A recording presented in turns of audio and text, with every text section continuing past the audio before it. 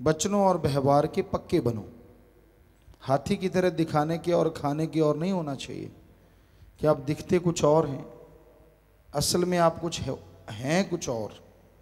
अगर आप ऐसी भावना रखते हैं तो आप का हाल बुरा होने वाला है।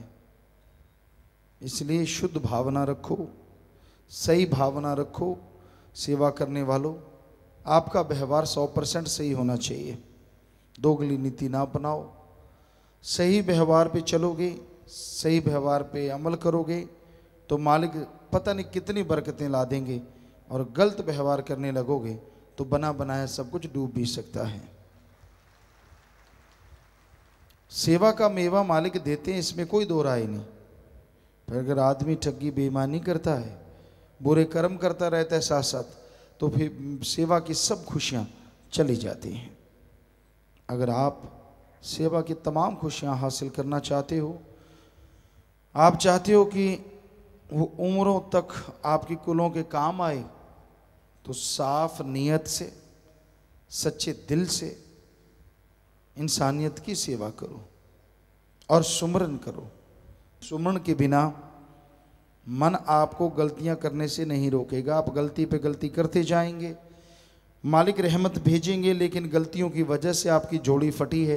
रहमत आई चलेगी, आई चलेगी, आई चलेगी, कोई असर नहीं होगा। आप जैसे थे वैसे रह जाएंगे। फिर आप दोष देंगे अल्लाह को, वाहिगुरु को, राम को, सतगुरु को। मैं सेवा करता हूँ, मैं इतना कुछ करता हूँ, मुझ भी खुशी क्यों नहीं आती, घर में बरकतें क्यों नहीं आती। आए तो ना, अगर आप बच्चों पे पक्के रहो तो मालिक रहमत करते हैं सेवा वाले पे, पर आप उतनी ही गलतियां कर देते हैं तो झोली फट जाती है। आती है रहमत, चली जाती है, आती है चली जाती है, असर नहीं होता।